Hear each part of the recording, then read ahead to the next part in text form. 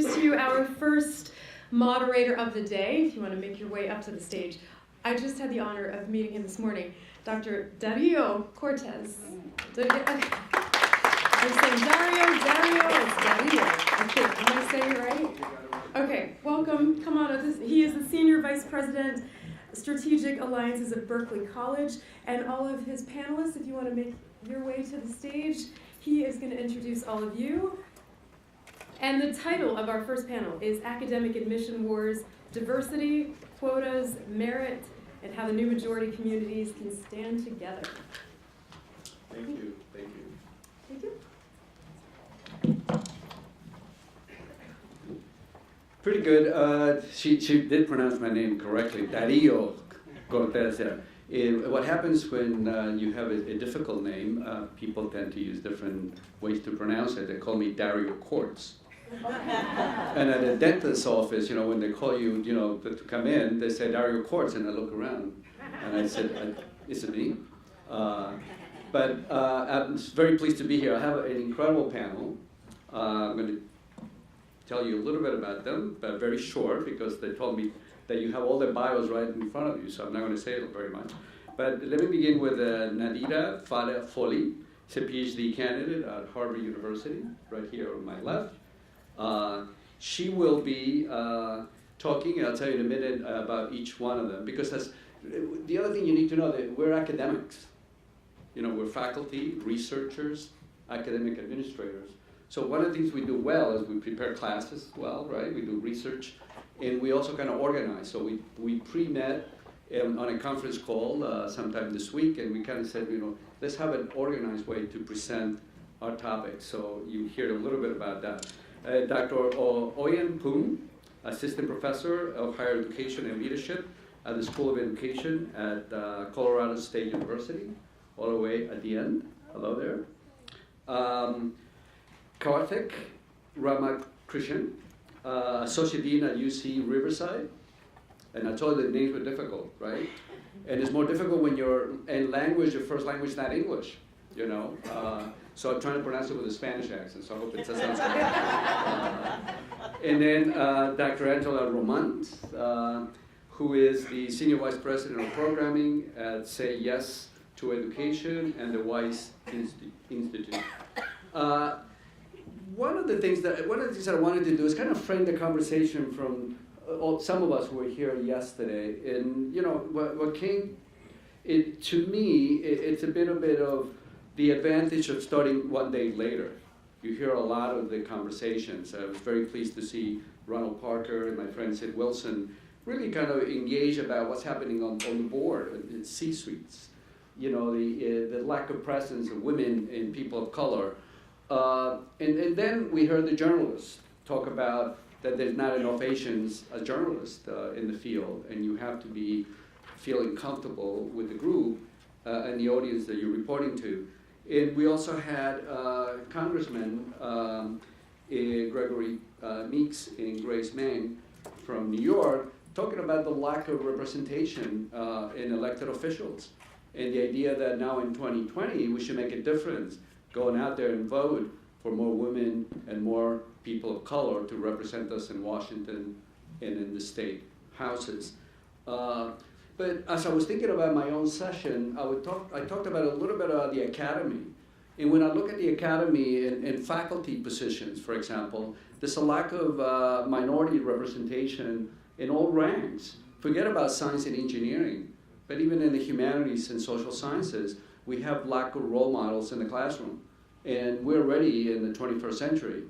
25 years ago, we talked about access, and now we're talking about graduation, but I still, in student success, but when we look at our classrooms, we see very few women in sciences and science and engineering, and very, very few faculty of color represented in our ranks. And especially now, we talked a little bit earlier about the lack of universities committed to tenure track positions. So many of our upcoming doctoral students who soon enough will be professors will not have the same chance that I had, for example, when I started my career in tenure track positions that gives you a tremendous sense of state in presence in the institution that you're in. A bit about colleges and universities, because the topic is of battles that are going on, especially among minority candidates who want to come into Ivy League institutions. But I think in the larger scale, there are over 5,000 colleges and universities in this country alone, and the majority of our students tend to be in community colleges. 50% of all students are in community college. Many of those students are first generation, underrepresented students of color. In state colleges and university, not the flagship universities, also tend to be very diverse to a certain extent. They're more local, they're more regional. So when we talk about elite universities, Ivy League institutions, we're looking at a very small segment of the population in colleges and universities in the country. And we're not even talking about all the types of institutions, for-profit and others around the nation. But we see, we're going to hear our panel talk a little bit more about the affirmative action issues that are taking place, that took place all the way from UC Berkeley and the Bakke case, all the way up to today, that is going on in the courts. But again, so as part of our discussion, this panel made of 4 talented individuals with significant knowledge in the field. Many of them, or few of them, with public policy on race and ethnicity knowledge, on affirmative action, on undergraduate admissions and enrollment management, which is a special key, especially in colleges and universities. And they fully understand the topic, but more important, they are organized in this way. We're going to start with, at the end, with Qiyan, who will talk a bit about the common language of affirmative action, and a broader picture, if you will, on the process of selective admissions at elite universities, and she will incorporate her topic with a slide, we will see in a few minutes. We will follow by Angela Roman, who will follow on the discussion on the K through 12, because we're dealing with a pipeline. It is a pipeline from not only K through 12, but through colleges and universities. So she will address that, especially with students based on race and class. Nadira Foley then will follow with another perspective on the academic admissions process, but also including the law and how this process reflects what happens in the workplace. And finally, Karthick will address how affirmative action in the admissions quotas may impact how we advance and achieve diversity in colleges and universities, but also how does that impact the business sector at large. So let's begin. We want to have an open conversation. Remember, we're faculty. We want our students, and you are our students today, to engage with us, and we're going to ask a lot of questions, and we'll have a test at the end. No, we're not going to have a test. Okay. I don't think so. Go ahead. I don't do quizzes, I don't do tests. Very good. That's old school. Classic. Good morning, everyone. Good morning. So let me ask you this. Show your hands if you support equal opportunity. I would hope that in this room, that would be pretty much everyone. Fantastic. That is at the foundation of what affirmative action is. When you think of affirmative action, you should think equal opportunity, because this is what it is. I've done a lot of research on affirmative action, in particularly 2 areas of the law. One, in public contracting, an issue that is very relevant to this room, I would imagine. And 2, connected to this panel's topic, around college admissions. I'm going to start with that first study that I did about 10 years ago. I was a bright-eyed grad student, and I was helping out on a research project on public contracting in Asian Americans in 3 different cities. San Francisco, anyone from San Francisco Bay Area? Ooh. Chicago, nobody from Chicago? Yesterday? And Atlanta. All right, so 3 different cities, regions, public contracting and Asian American business owners. How many contracts do you think there were in San Francisco? 0. The least. Why is that? There's no affirmative action in California. Does this mean that there are no qualified Asian-owned businesses in San Francisco? Okay, I just want you to kind of sit with that for a second. The city with the most Asian American business contracts awarded, Chicago. The most aggressive affirmative action policy among the 3 cities. Atlanta had kind of a middling policy. It was kind of a networking kind of program, still more than 0. San Francisco, under Proposition 209, which was passed in 1996, which is a state ban on affirmative action, led to going from more than 0 contracts to, by the mid-2000s, 0 contracts to Asian-owned businesses. Sit with that, because y'all are business folks. So that's relevant. So, of course then, during that research, it was very difficult. I never found an Asian-owned business that said, I'm against affirmative action, right? So that's business contracting and affirmative action. Affirmative action works very differently, in a less aggressive way, in college admissions. So moving to the admissions world. But the foundations of affirmative action in college admissions remains the same. It is to advance equal opportunities. In the last couple of years, I've been interviewing Asian American public advocates, activists, organizers, who are on the one hand against affirmative action in admissions, and on the other hand in support of affirmative action in admissions. So these are all Asian Americans, 36 of them. What was fascinating was one of the questions I asked them was, how does affirmative action work in your mind, in your perception? Out of the 36, none of the opponents got the answer correct. So that was my quiz. 6 of the advocates, 6 of the supporters for affirmative action got it correct. So that's 30 people out of 36 who have no clue what they're talking about when they're advocating one way or the other. The next question I asked them was, so what's your ideal process? What's your ideal system for college admissions? All but 2, so 34 out of the 36, described what is currently affirmative action today in college admissions. So they said, there's inequalities in schools, students experience different contexts of achievement. We should account for if there is a low-income student of any background. We should account for, their different contexts of opportunity. And if they're working hard and they're achieving, we should look at them in a certain way. This was people who were opposed to affirmative action saying this to me. If they've come up against racial barriers, we should account for that. These are anti-affirmative action people, which was fascinating to me. Which made me realize there are some rampant myths and falsehoods out there when it comes to the debate around affirmative action. The debate, I'm all for a robust debate, but it cannot be robust when people are operating on falsehoods. Absolute falsehoods. I could use more colorful language, but I will not. This leads me to several myths that are rampant today in this conversation, including and especially within forums like WeChat. Myth number one, affirmative action is a racial quota. This has not been true since I was 2 years old in 1978. My daughter is 2. She's an adorable 2. A little bit of attitude, but that's okay. But I look at her and I say, that was the last time that racial quotas were legal. 1978 with the Bakke versus University of California case. 1978. Some of you weren't even alive in this room. So quotas are not legal. Myth number 2. Affirmative action means that underrepresented minority applicants get bonus points. This has not been true since 2003.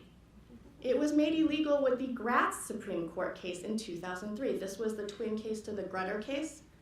So 2003, what is that now? There are high school kids who were born in 2003, right? So this has not been legally in practice since 2003. Myth number 3, underqualified students of color are admitted to elite colleges under these programs. So the truth is, when we're talking about this over-concern about places like Harvard, like Stanford, like Princeton, guess what? 90 to 95% of all applicants are getting rejected. And they are all super qualified. And they are all of different backgrounds. All kinds of backgrounds, right? And so when we're talking about that level of institution, we're talking about super qualified, super talented, extremely smart young people, right? And most of them are gonna go to Northwestern, boo-hoo. I pick on Northwestern, my husband went there. Or me, poor me, I went to Boston College. Right, and so when we're talking about that echelon of students, they're gonna end up at really phenomenal places. A fourth myth is that merit is accurately measured by tests and grades. I laugh at this because doing this research, I know that there are a lot of institutions that account for over 900 criteria. If race was one of 900, like what is the impact there? So that leads me to a couple of things, which is the last Supreme Court case battle over this issue, which was in 2006, the Fisher II case. And in that case, Justice Kennedy said that this has been reaffirmed since 1978. There is a national interest. We should care about equal opportunity. There are racial disparities. We should care about it. However, what Kennedy said was that race can only be a, quote, factor of a factor of a factor. So that is a change from 2003. In 2003, Justice Sandra Day O'Connor said race can be one of many factors, right? One of many, one of 900. Now, Kennedy and the Supreme Court has said it can only be a factor of a factor of a factor. So it must be embedded within one of 900 plus factors. It cannot be a whole factor. And so this leads to, right, this national interest. If we care about equal opportunity, we have to recognize, if I can have the slide up. Hello? May I have the slide, please? This leads to the recognition that there are great disparities across race and ethnicity when it comes to educational attainment. And I would argue, and a lot of the research would argue, it's not about culture, the right culture, or working hard. It's about barriers. There are systemic barriers in place that are holding populations back and holding them behind. And so I want to leave you this slide here because it transitions nicely into Angela's remarks. But what is left of affirmative action in college admissions today allows for exactly what both Asian American opponents and supporters of affirmative action have told me they care about. We should look at each student on the whole. What was their context of opportunity? What were the inequalities that they faced? It is about equal opportunity. So when we look at the facts of the matter, there really is no war. Thank you. Thank you very much. As I mentioned earlier, as academics, we always bring slides to make a point about our topics. We're going to continue sitting down. I think we want to make it more informal and the ability to engage you in the conversation in a few minutes. Angela? Thanks, Dario. I'm actually not an academic. Some of my best friends are, but I'm not. So I'll sit here and I'll try to be brief.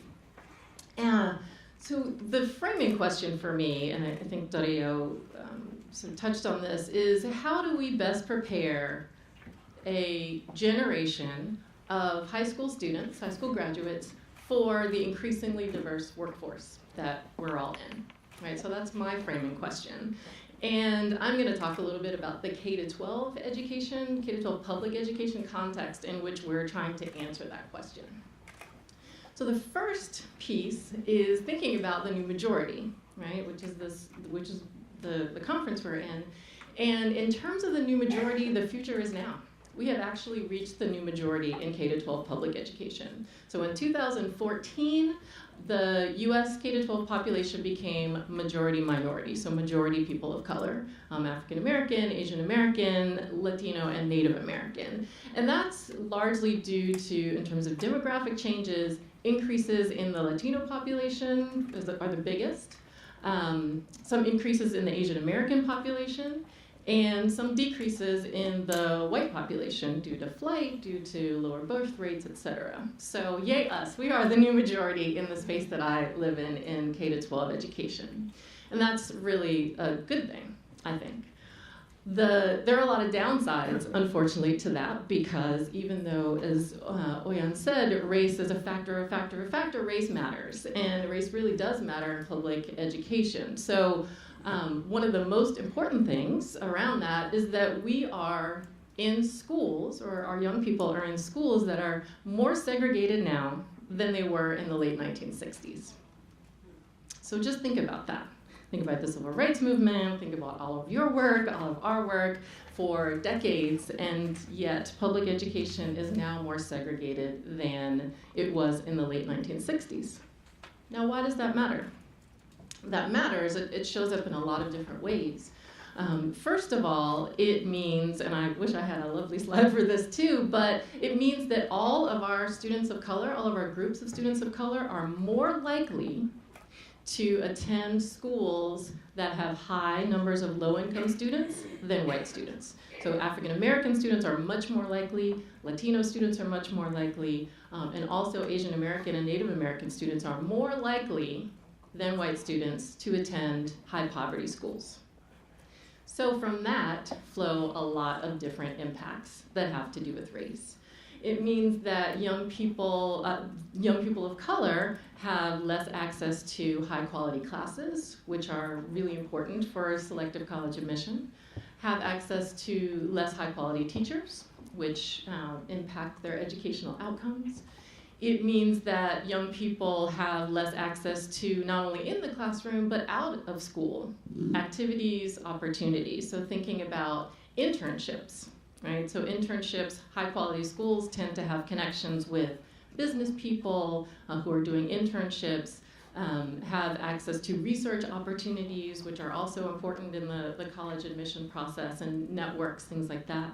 Out of school tutorial opportunities and sports and those kinds of things. So those have real effects in terms of the segregation of public education. It also means that there's an increasing disconnect between young people and the adults they see in schools. So what percentage, I'll just throw out a little poll, what percentage of the public school teachers and principals in this country are white? We'll frame it that way. What percentage? 70, 85%. 95. Whoa, we got a lot of, actually someone got it right. So someone said 80%. So actually 82% of public school teachers are white, and about 80% of public school principals are white, and guidance counselors. So that disconnect means that young people are not seeing people in front of them that look like them. That means there's a lot more opportunity for implicit bias, which affects the college admission process in terms of teacher recommendations, guidance counselor recommendations, things like that are really factors in the process. And that means, as research shows, young people actually perform better, all young people perform better when there are teachers of color and principals of color in schools. So not only students of color, but white students actually perform better. A lot of research is showing that. So when we're talking about the K-12 system and the K-12 context for this conversation about higher education, it is really one where our new majority students are in a system that is actually not designed to do a great job of preparing them for the increasingly diverse workforce. And I think that context is really important to this conversation, both in terms of what's actually happening and in terms of what we in this room can help to do about it. So there are a lot of bright spots. I don't want to end on such a downer.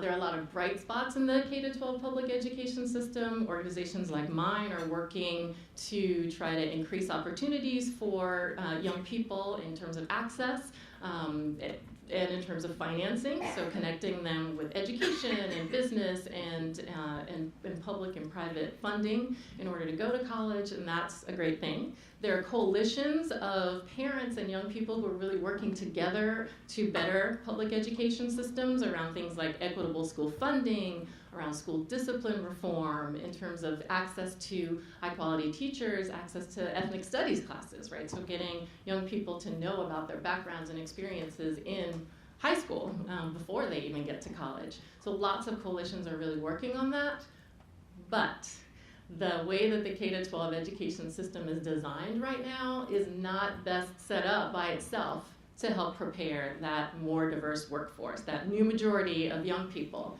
for the new majority workforce. So my argument really in this is that K-12, we're working on it, but we're not quite there yet, and so higher education has a really, really critical role in order to prepare all of that new majority, K-12 groups of young people for your workforces. So I'll stop with that and hand it over to Nadira, who can talk a little bit more about, I think, how the admission process works and other things in terms of that role for higher education. Let me, just before you jump in there, let me just add a point I think, Angela, you made, I think is very important. Although we see in the US, and in particular in public school systems like New York City, as an example, that more students are graduating from high school, the problem is engaging in college and being successful. Graduation rates at community colleges are almost 10%. That means 1 out of 10 students graduate in 3 years. Same thing at the baccalaureate degree level. Many of the students who graduate do not finish.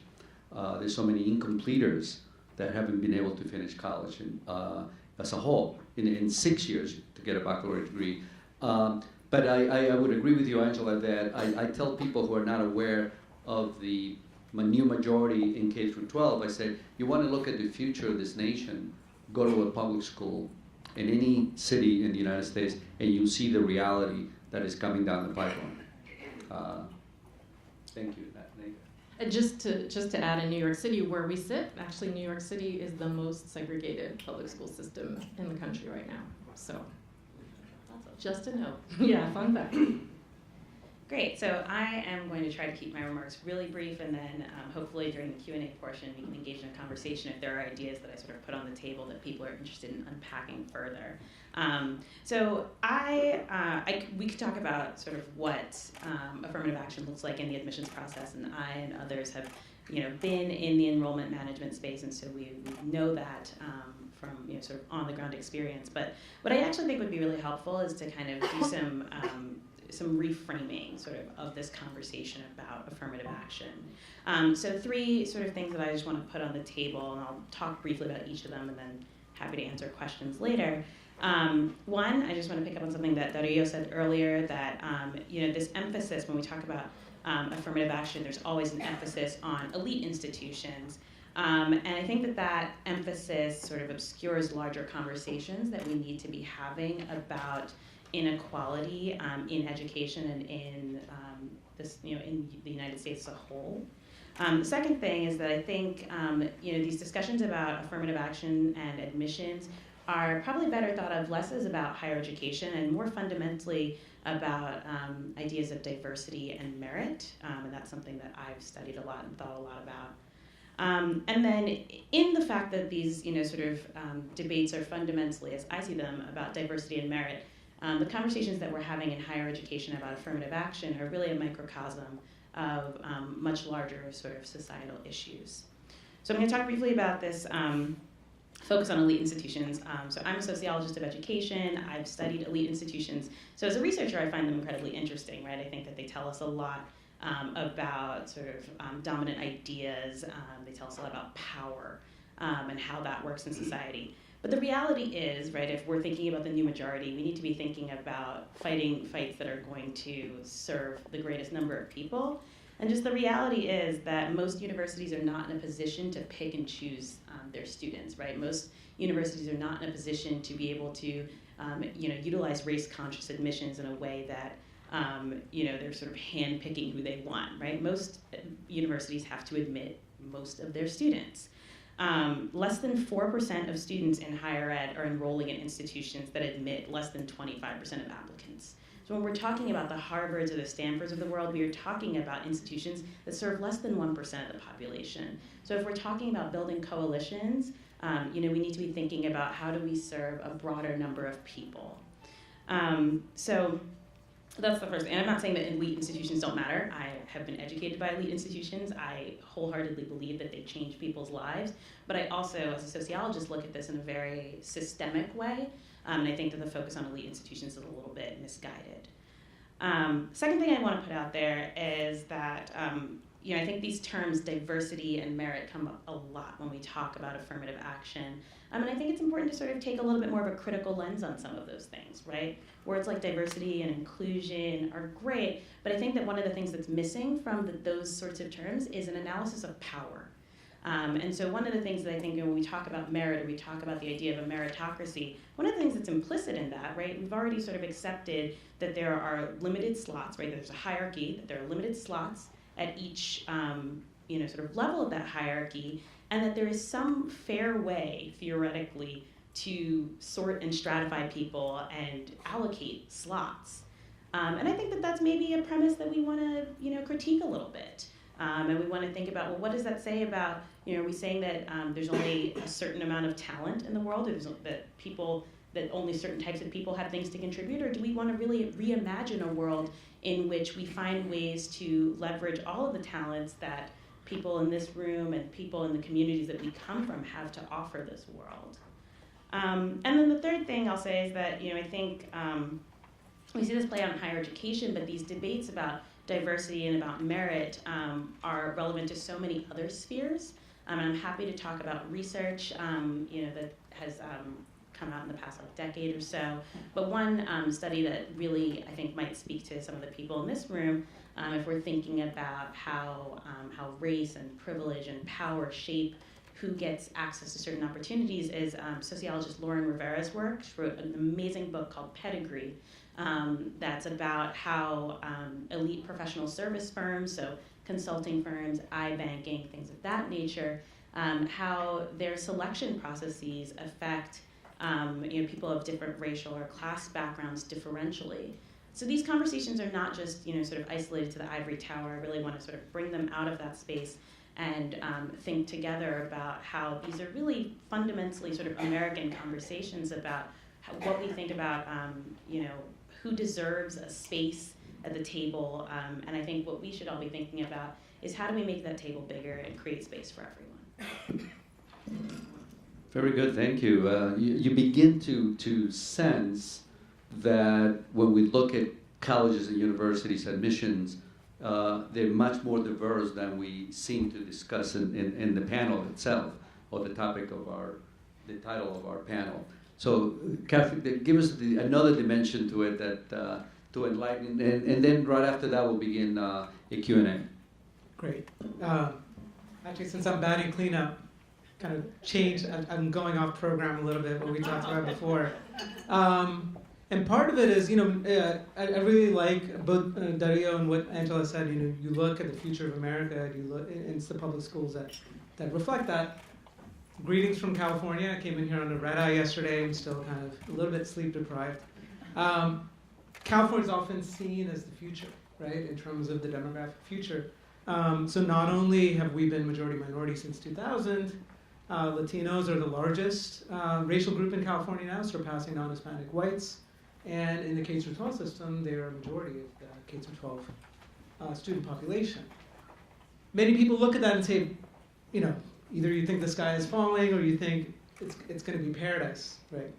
We're going to take over and it's going to be awesome. I would put a note of caution, and especially with this theme of academic admissions wars. So I'm an associate dean. I can talk in the Q&A about kind of higher ed and how to implement diversity within hiring practices in higher ed. I have some experiences there that I think would be helpful. But I also study public opinion and even have waded into these debates. So, and I'll just be a little blunt here and address kind of one of the biggest elephants in the room, no political pun intended there, which is that there's a certain kind of thrust and activism in certain segments of the Asian American community that threaten this new majority coalition. So the big thing that we're talking about today, we faced ground zero of that in California 3 years ago. And I'll just give an example of, and many of us got involved through blogging and other things to try to show the larger picture and see why a particular group of Asian Americans and largely Chinese immigrant populations with a very narrow view of success and a very selfish view of what it takes to succeed, were tearing this whole new majority coalition down. And we were warning people on the East Coast that this is coming. What is happening in California usually does not stay in California, and it spreads. Over the last 3 years, we've seen it spread. We've now seen a Justice Department of the United States using Asian Americans as the hook to bring down affirmative action. This is present. This is going on right now. And I don't want to say that we're just being fools in this game, we meaning Asian Americans, because many Asian American activists, a lot of them Chinese immigrant activists, I want to be very specific about where the heart of this activism is, and mostly men, think that the current system is keeping them down and are actually looking forward to Jeff Sessions as their savior. As painful as that kind of conversation in this room might be, that is happening right now. And I remember getting into a debate of sorts with Ward Connerly. People know who Ward Connerly is? Oh, yeah. Right? And by the way, so many of these activists now are actually consulting with Ward Connerly. So not only do they want to dismantle affirmative action, Ward Connerly failed in California in the so-called Racial Privacy Initiative. Because what Connerly said was, just because we've outlawed affirmative action in admissions, I don't trust these institutions to not do this. Let us remove race as a category of collection. Californians had better sense not to pass that, but you have Asian American activists, again, predominantly male Chinese immigrant activists that are pushing for the removal of racial data collection. It's a fight going on in Massachusetts today in which they do not want detailed Asian data collection, and we are starting to see the early movement against racial data collection in the US Census for 2020. This is happening right now. But one of the things so in this radio conversation with Connerly, he said, it's about merit. And you're telling an Asian American who gets a certain SAT score and GPA that he or she is not going to get in and a black person is going to get in or a Latino is going to get in. And I said, this is not like running a race. This is not like a 100-meter dash. Institutions are trying to create certain communities. This is true in higher education. This is true in corporate America. This is true in any kind of institutional setting. Diversity is a value because we're trying to create certain kinds of communities. When we go decide on hiring people for faculty, there are many of my colleagues that say, let's just hire the best athlete. They use this athletics metaphor. And it's like, this is not some kind of medal that we're giving out for people for their achievement. We're trying to build communities and we're trying to create a different future. I'll just leave with two things that keep me up at night, thinking about the future of California and I think the future of the United States, which is, if we do not solve this problem of improving diversity in admissions and in the corporate sector, what we're already seeing in California is a upper middle class, upperly mobile professional class that is predominantly white and Asian American, and an underclass that is Latino and African American. That is the creation of a racial powder keg in California. And that's going to that is reproducing itself in other parts of the US. So that's one of the things keeping me up at night. The other thing keeping me up at night, and this is just kind of tough love for the Asian American community in which I see myself a part, is this upper middle class Asian American population is not as involved in civic engagement and philanthropy. So the fundamental basis of our social contract, that those who are wealthy not only pay a higher share of taxes to keep things afloat, but are involved in philanthropic work, that model is breaking down when it comes to the fast-growing, upperly mobile Asian American population. So I know that we want to end on a positive note after all of this, but the future of the new majority coalition, it depends on some massive transformations in the Asian American community, and I hope that we can have some real conversations on how to achieve that. Excellent. Thank you so much.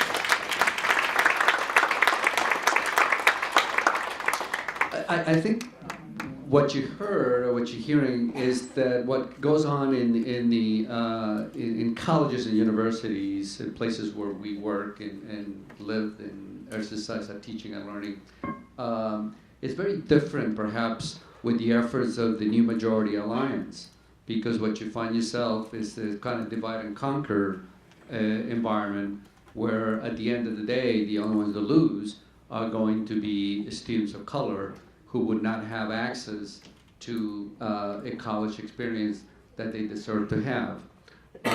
So that's part of the conversation. So let's open up the conversation, beginning there, please. Yes, I have a question for Angela. In your former role as an admissions officer at an elite college, a couple of the panelists have talked about definitions of merit. If you turn back the clock to when you were that admissions officer and a parent from, let's say, a Westchester County high-performing school said, this process is not fair. My child scored off the charts on the SAT, perfect score at one of the finest public, perfect grade point average at one of the highest performing public high schools in America, and yet my child was denied from your institution and others similar. It's not fair. What would you respond in your former role as an admissions officer to that? Yeah, and this is my colleague Jack Steinberg. So thanks, Jack, for that question. That I didn't ask him to plant that. I really didn't. Pretend like you didn't know. Right, but full transparency, right? We're family. We're a coalition. So I think a couple things, and Nadira brought up the question of merit. So in terms of the part of the world that I live in, which is researchers who do research on K-12 education and college readiness. So if you're thinking about college readiness, SAT scores are one of the least predictive things in terms of college readiness. It's actually student GPA. So student grades, if you're talking about a student's grades, you're talking about a whole lot of things, whether they're a whole lot of things that are really important for their success, future success. Whether they're showing up, whether they're making effort, whether they know the content material, whether they're participating, all those things are kind of wrapped up in grades. At least researchers argue that. SAT scores don't measure any of that. They're actually only predictive of a student's freshman year GPA. That's it. And freshman year GPA probably has very little to do with your lives in the corporate world. So all this question about my child had higher SATs than this child and that's not fair, it's almost meaningless. So sorry to the Westchester parents who pay for SAT prep. The second thing in terms of merit is thinking about, again, what does it mean to be prepared for this new majority and increasingly diverse increasingly diverse workspaces? Thinking about, can people collaborate? Are you going to be a good roommate? Are you going to be a problem solver? Are you going to persist? Do you have leadership capacity? Do people look at you to help solve problems and to help lead groups? Those are things that are meritorious and that count in terms of the world that we live in, post high school and post college. And those are those kinds of questions that admission officers are asking themselves. Is this person going to be a jerk? I mean, I used to say that to audiences. If I answer the question no, yes, as an admission officer, makes it much less likely for me that student's going to get in. And this is another point about the highly selective college admission process. It is hugely subjective, hugely. Nadira and I could have potentially been in an admission committee fighting about a particular student. And that's part of the process. But it is highly subjective once you are down to admitting 10%, 5%, even 20% of the students. You could admit a class, and then admit a totally different class, and then admit a totally different class, and still have a great community, diverse, exciting, interesting community. So the question about merit is a much broader, much deeper question for admission offices and for higher education institutions in general than it tends to be in, unfortunately, sort of dinner parties and chat rooms in this country. And I think most of us, we all on this panel, certainly want to make sure that conversation is a deeper conversation when we're talking about our subject. Nadir, you want to comment? Yeah, if I may just sort of jump in, I would totally echo everything Angela said, and I would even take some of it a step further. So, I think this question of fairness comes up a lot, and it's something I also heard as an admissions officer. My region was Connecticut, so I dealt with a lot of prep schools, a lot of, very sort of elite public high schools as well. And I think one thing that really stood out to me from my time in admissions, and that has sort of just been reinforced by everything I've sort of studied and learned since leaving admissions, is that really like every single aspect of a college application is set up to advantage the privileged and to disadvantage people who don't come from privilege. So like none of this is fair, right? So everything that Angela said about the SAT is totally true. But we could even problematize grades, right? We could think about the fact that there is grade inflation at more elite schools, right? Or we could look at what sorts of course offerings are available, and despite admissions officers' attempts to sort of calibrate for school context, just the way that our brains work, there's a ton of literature on cognitive biases and how people make decisions, we are never fully able to calibrate enough. And so there's all these ways in which grades are actually not a great indicator. Teacher recommendation letters and guidance counselor letters also reflect sort of implicit biases. They also reflect, the differences between the letters of recommendation that I got from guidance counselors at elite prep schools would be 3 pages of flowery prose about how when Chloe was a young child, she loved this, and now she's going to go on to do X. And I would get, 2-sentence long letters of recommendation from public school guidance counselors because they have caseloads of 500 students. So what else is there? Extracurricular profiles, right? Who has access to play lacrosse and build huts in Malawi and, volunteer to fundraise for the rare African ant that's going to be extinct soon. Like, seriously, I mean, like all of the things, so literally every single aspect, and then the essays, right, which sometimes people think of as sort of the great equalizer because it's just about sort of telling your story. But as an admissions officer, right, after you read sort of thousands of these applications in one cycle, you see that there are certain types of narratives that get picked up by the committee, right? There are certain expressions of either privilege or disadvantage that tend to make an applicant successful in the process.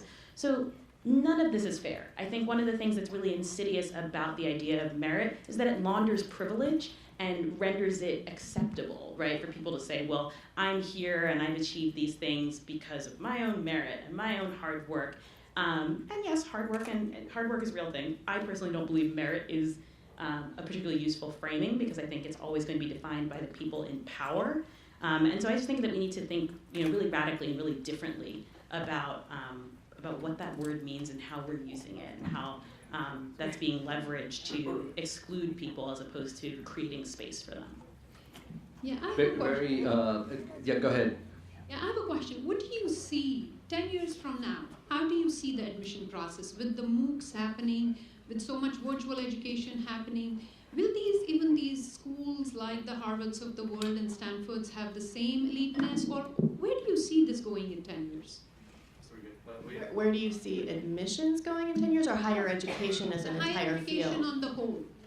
Oh, well, so this is interesting because I actually teach within a doctoral program that is entirely online, but at Colorado State University, right? So a traditional land-grant public university, entirely online, and the students come to our campus twice a year, just for brief in-person kind of retreat gatherings. I was just telling Karthick this morning, I was like, I feel like I live in the future. So this question is very much up. I don't know where it's going. I think that when it comes down to it, the notion of prestige remains very... Questionable.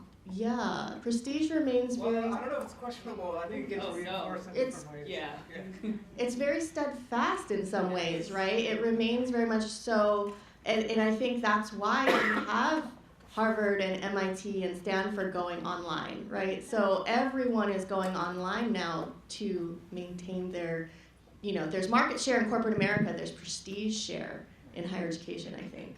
And that's not going anywhere. The quick thing I'll say to that is, MIT OpenCourseWare is kind of classic example. Yeah, right? Analytics, I took just now one. Right. No, I mean, so it opens it up, but in fact what it actually does, it reinforces the value of the MIT brand and actually reinforces the importance of the IRL in real life kind of interaction, face-to-face interaction, not only with a tenured faculty member, tenured track faculty member, but someone who's a leader in that field. So I actually, this notion that online is going to democratize this process and open the doors to everyone, there's actually plenty of indications there's actually even greater inequality getting concentrated in the system. The thing I just wanted to just jump in on the merit and diversity thing is actually a different take on it, and I think this brings it into kind of the corporate conversations as well. So I wrote an op-ed in the LA Times a couple of years ago, I guess it's a couple of years ago, when President Obama had nominated Merrick Garland for that Supreme Court seat, right? And one of these legal commentators, I forget on what network, widely respected, professor of law, was like, this is what a merit pick looks like. And he literally said, not to diminish anything of Sonia Sotomayor and Elena Kagan, but this is what a merit pick looks like, right? And it's like, first of all, that is diminishing those fine legal minds, right? Some of those powerful jurists that we've had on the Supreme Court.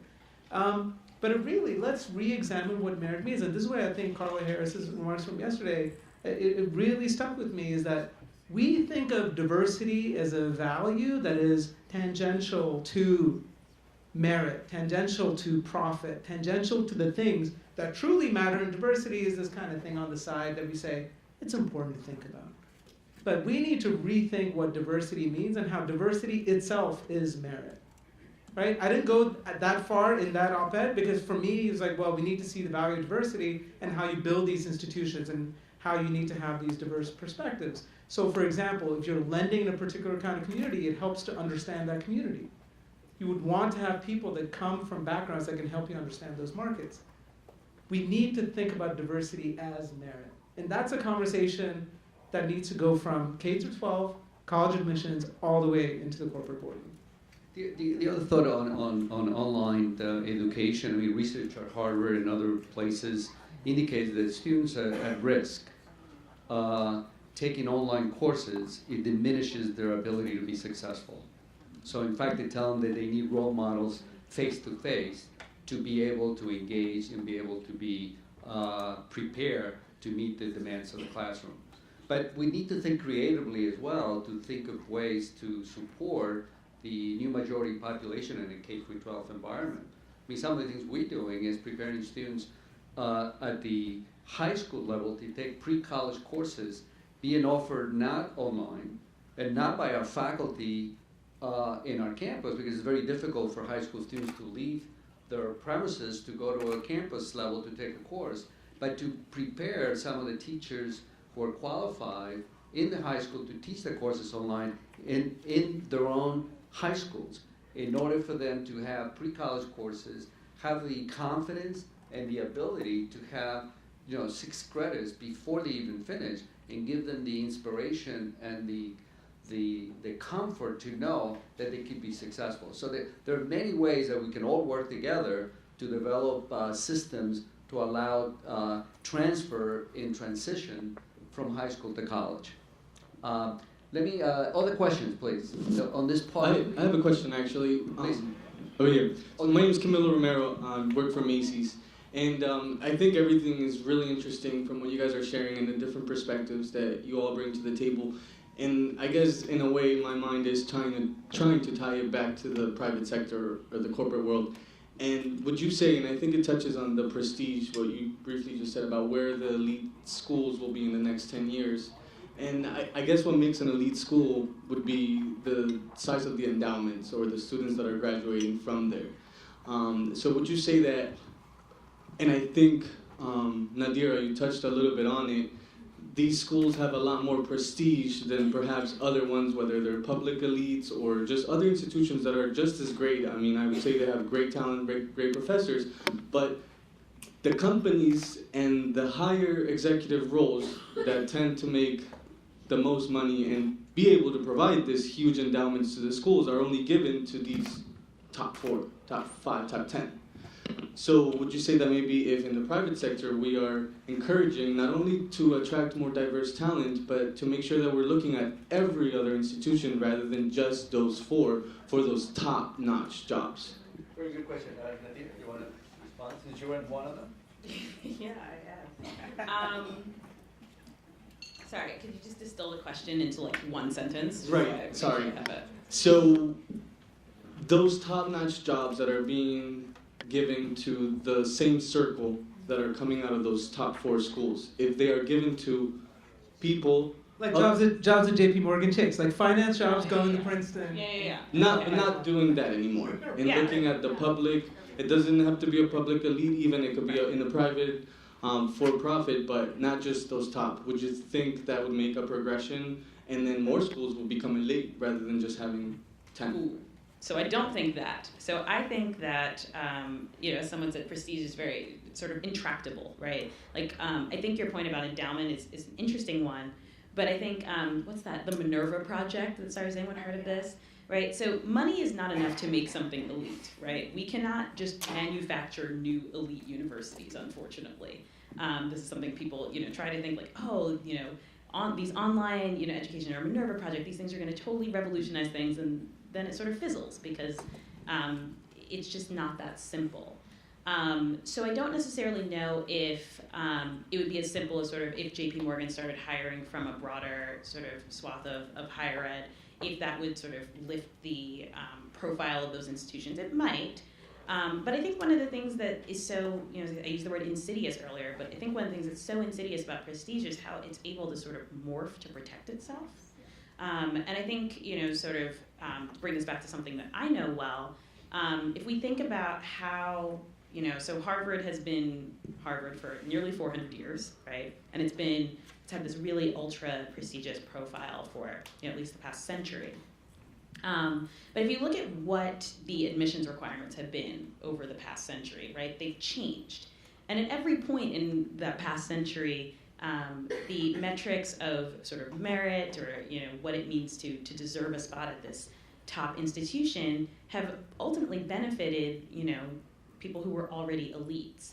So I think that, if JP Morgan sort of started hiring from a broader swath, like Harvard would find a new way to sort of define its eliteness, right? It might not be, we're elite because we send people to these top firms. I don't even know what the next sort of way that they would do it in. That said, I think that that's a great thing for the private sector to think about doing in and of itself, right? Even if it doesn't sort of ultimately sort of have these ripple effects of increasing the prestige of flagship state institutions. Like, I think opening access is important. But I also think, one of the things that this book Pedigree really shows is that it's not as simple as sort of having recruiting events at some of these campuses, right? We need to think about the structure of our recruitment processes and our hiring processes, and we also need to think about the culture of our organizations and the extent to which those cultures are welcoming and hospitable to people from different backgrounds. Because as it stands, are people familiar with the phrase hidden curriculum? No? Okay. So there's this idea that sort of in addition to whatever sort of the overt sort of rules of engagement are in a space, that there's a whole other sort of underlying set of rules that aren't made explicit and that only people from certain backgrounds will be aware of, right? So whether it's things like knowing what business casual means, right? Or knowing like how to golf, and so therefore being able to casually chat up the CEO of an organization about like, I don't golf, so I'm gonna embarrass myself if I try to actually make like a golf reference. I think that's corporate etiquette. Sure. That's what I've heard. The unspoken rules. If I can add to this, the prestige, right? How many of you know the U.S. News rankings of colleges and universities? Yeah, right? The rankings of the colleges and universities, right? And I had a conversation recently with some Chinese immigrant parents, and I said, what do you think those rankings mean? And they said, absolutely, it means the best education. I was like, does it? No. Does it? Right? And so I've had a conversation with a admissions dean at a top 10 university, I will not say. And I said, well, why aren't you, and I said, I've noticed that your demographics of Asian American students are mostly Chinese, Korean, and Indian. I said, you're in a city where there's a large Southeast Asian population not far away. A lot of them are very high achieving. Why aren't you going after them? They're just next door. Why aren't you recruiting them? And eventually push and shove, and he was like, well, they don't have the right test scores, right? And I said, well, you and I are educators. We know that test scores, right? They only predict 5% of the variation in college first year grades. So they're not educationally valid measures of achievement or merit. And he says, yeah, but Moody's cares about the rankings. And the rankings are largely determined by the SAT average.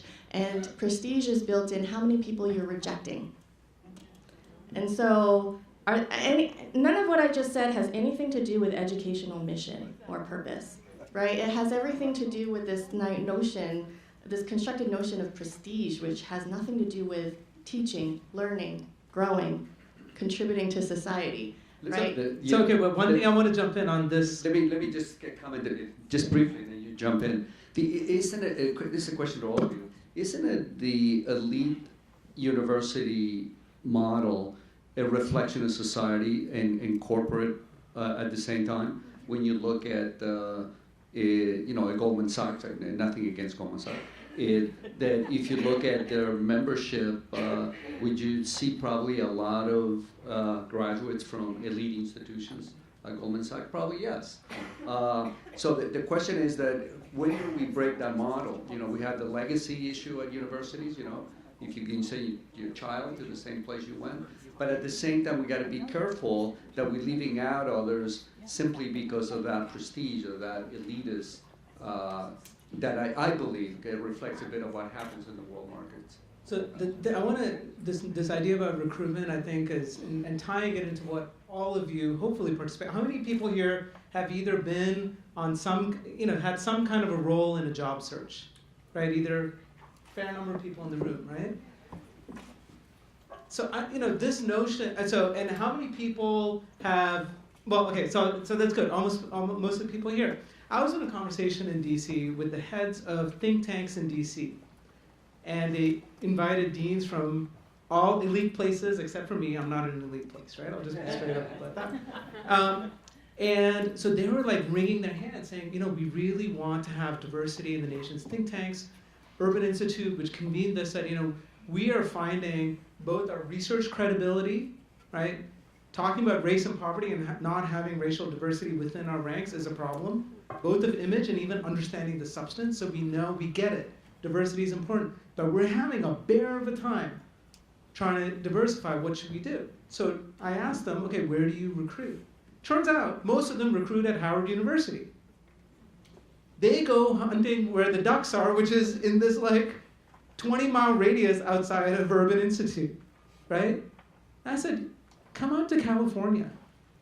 If you want a more diverse workforce, start with the UCs and Cal States. You will get amazing talent. But then what they said is, well, we're going to have to adjust it. There has to be a conference in California for us to justify that. How many of the corporations represented here recruit in states that are the new majority already?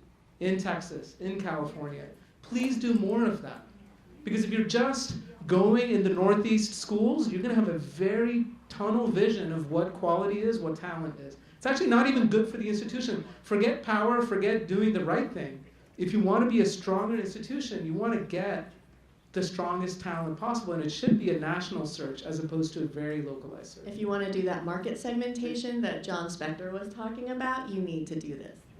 Thank you. I had a signal that the clock is not correct. We're really over the limit already. So when we were looking at the clock, we said we still have a lot of time. So I want to thank the panelists for a tremendous job. You can tell they're really passionate about what they do. And as educators, all of us believe so much in the future. So we thank you so much for your for hearing us and being part of this panel. Thank you very much.